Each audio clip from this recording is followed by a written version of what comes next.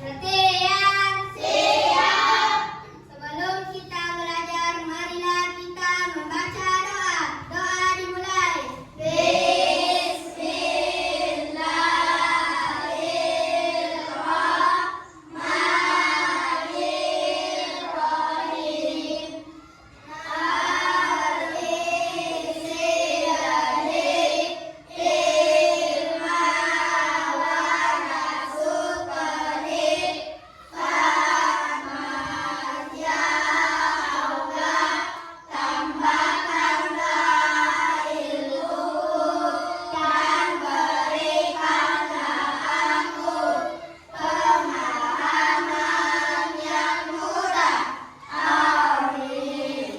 Beri salam kepada ibu guru.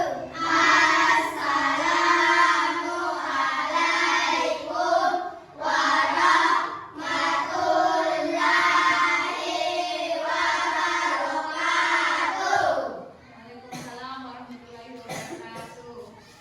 Nah, selanjutnya sebelum kita memulai pembelajaran hari ini, kita menyanyikan lagu Indonesia Raya. Nah, silahkan Husnul pimpin Indonesia Raya.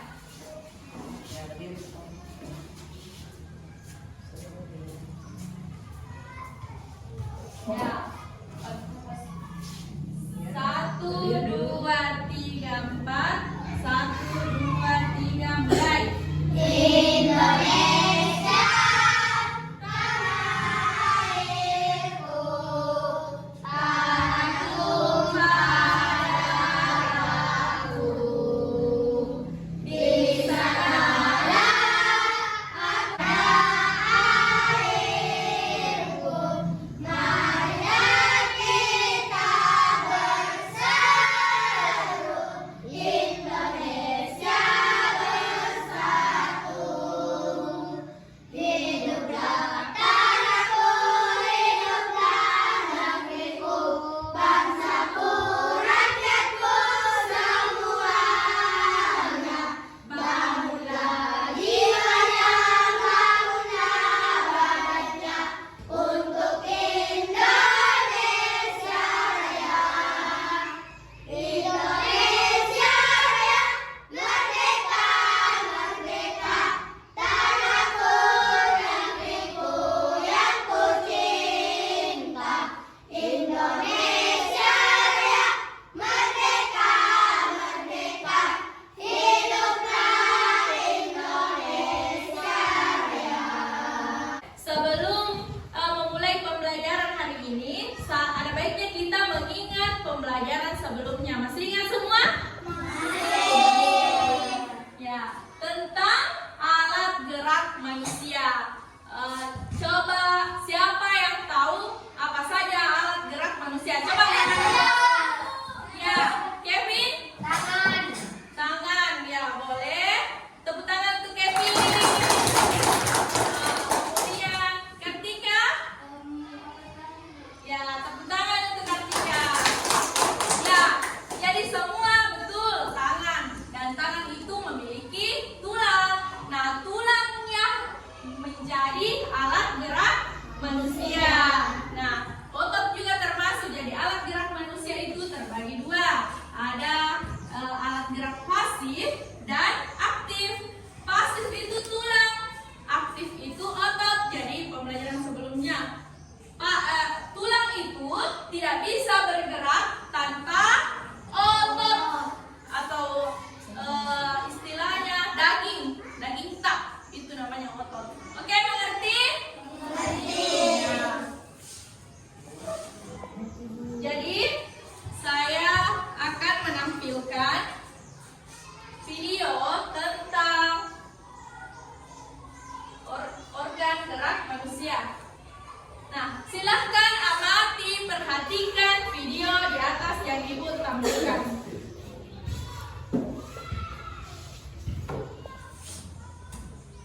Beri tentang contoh kegiatan sehari-hari yang memerlukan kerja organ gerak pada manusia.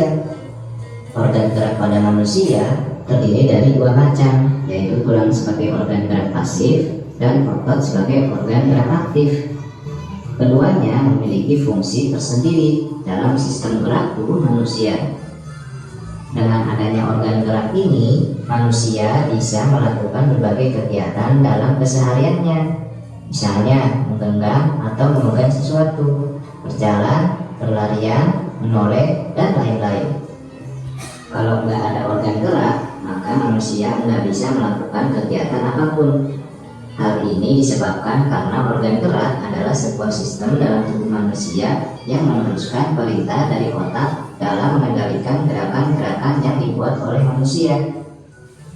Sebelum kita lanjut videonya, jangan lupa klik tombol subscribe dan tombol loncengnya ya.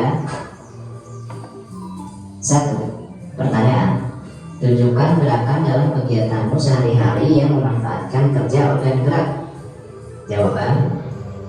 Berjalan kaki ke warung untuk membelikan ibu bumbu masak. Berlari di lapangan untuk menerbangkan layang-layang. Membantu ayah memindahkan meja di ruang tamu. Bersama ibu mempersiapkan makan siang di dapur. Melakukan gaya kupu-kupu ketika berenang. Melakukan beberapa pose ketika melakukan yoga untuk pemula. Menulis buku harian. Menyirami tanaman-tanaman di dalam pot depan rumah dengan selang air, mengikuti kelas bela diri, dan lain sebagainya. 2. Pertanyaan. Apakah yang terjadi jika organ gerakmu tidak dapat bekerja sebagaimana mestinya? Jawaban. Jika sistem organ gerak dalam tubuh seseorang tidak bisa berfungsi baik, maka akan sulit bagi seseorang tersebut untuk beraktivitas seperti biasanya. Hal ini disebabkan karena organ gerak membentuk sistem gerak yang mengatur pergerakan manusia. Pergerakan tubuh manusia berasal dari sinyal yang dikirimkan otak pada sistem gerak. Sistem inilah yang berfungsi untuk mengandalkan gerakan-gerakan baik yang bersifat spontan ataupun gerakan yang terencana. Itulah tadi beberapa contoh kegiatan sehari-hari yang memerlukan kerja organ gerak pada tubuhmu. Tentu, kamu diperbolehkan untuk mencoba mencari contoh lain kegiatan sehari-hari yang memerlukan kerja organ gerak versi sendiri, kids. Oke, jadi setelah melihat video di atas, jadi ada beberapa contoh kegiatan sehari-hari yang menggunakan organ gerak. Nah, siapa yang bisa menyebutkan salah satu contoh organ gerak yang dilakukan dalam kegiatan sehari-hari? Siapa yang mau angkat tangan coba? Saya Ya, coba Husnul apa? menulis pen. Ya, Husnul. Coba salah satu lagi. Kira-kira di sini saya bertanya dulu sama Rehan. Apa hobi tak? Sepak bola. Sepak bola ya. Kalau sepak bola, bolanya itu ya apa? Tendang. Ya ditendang. Jadi ditendang itu termasuk menggerakkan alat organ tubuh atau organ gerak. Ya, begitu. Beri tepuk tangan kepada Rehan. Ya, selanjutnya.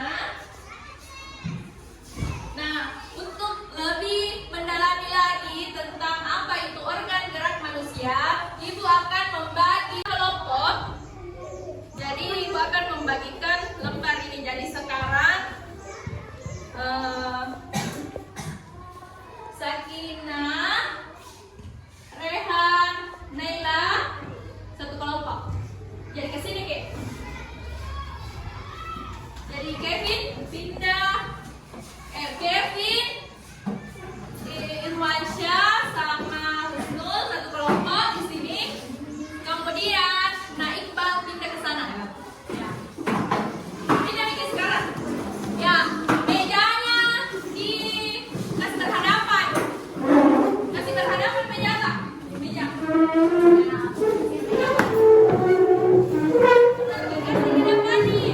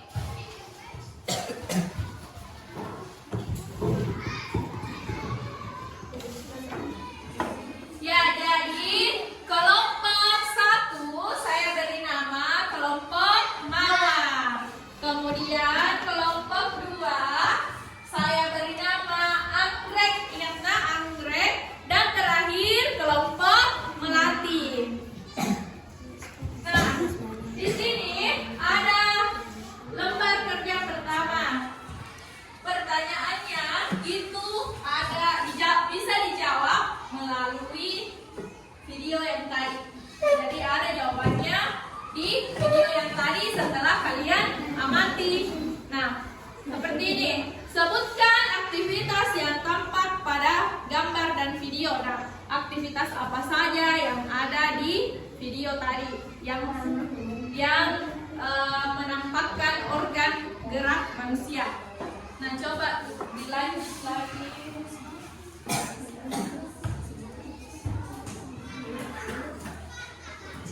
Setelah kita selesai belajar, kita bisa melakukan banyak hal di rumah.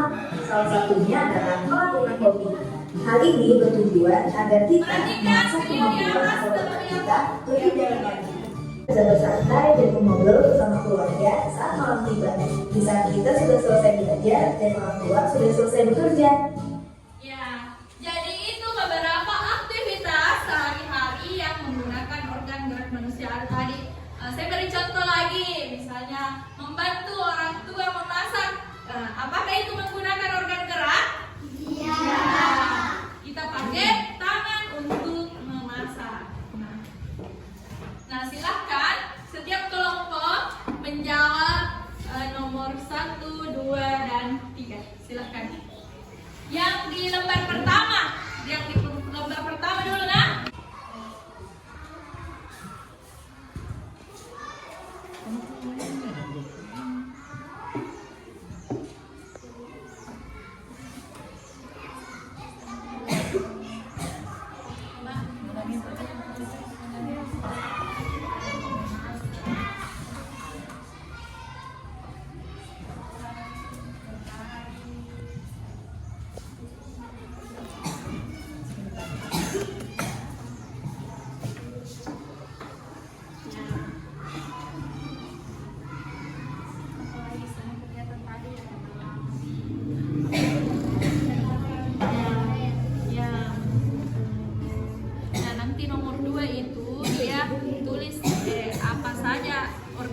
Misalnya menerbangkan layang-layang apa pakai apa Ki?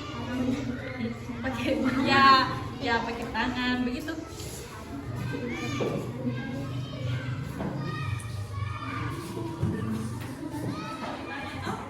Yang menggunakan tangan, kaki.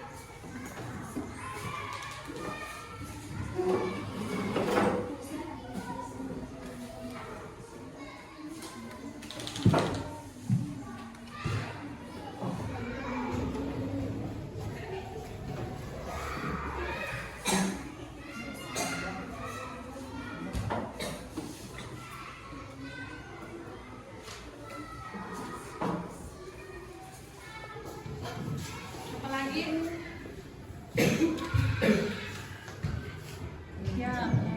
menulis.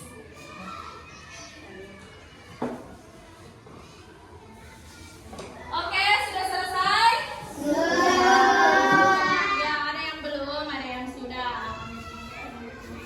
Silahkan dilanjutkan.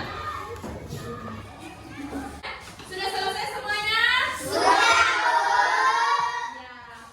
Jadi selanjutnya, nah di sini ada lembar kedua. Coba buka semua lembar keduanya. Nah, di sini ada teks tentang bersepeda. Nah, sekarang tugasnya adalah menentukan ide pokok masing-masing paragraf.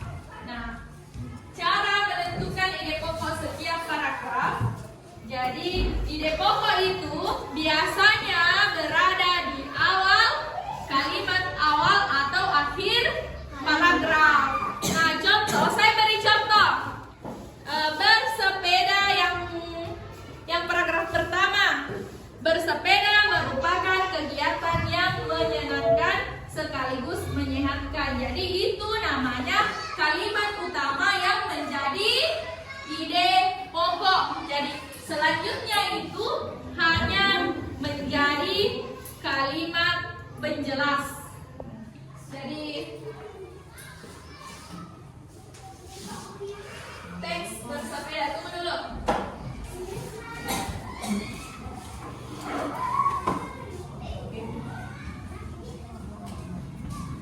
Ibu akan cari dulu teks bersepeda. Sekarang ini ada teks bersepeda yang sama di kertas kalian masing-masing. Nah, paragraf itu terdiri atas dua. Ada yang dimaksud kalimat penjelas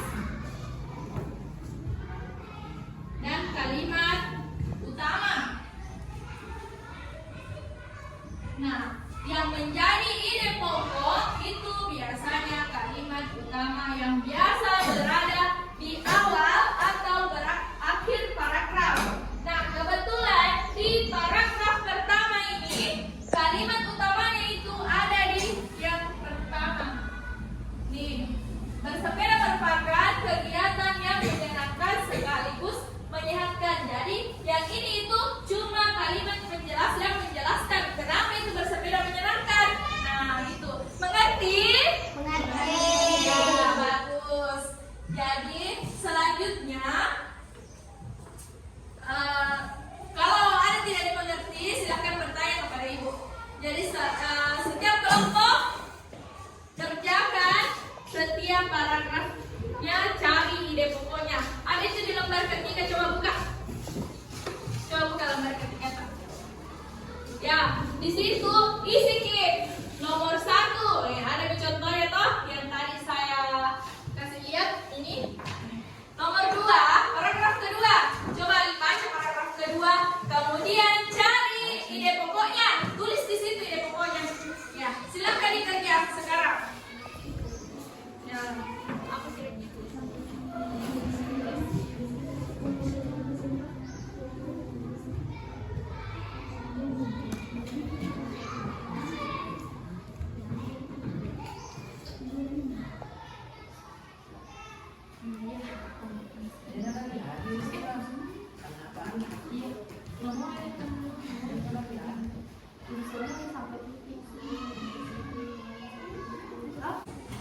Nah, caranya itu, jadi cari ide pokoknya. Sudah tadi saya contohkan toh, jadi mengerti Meki?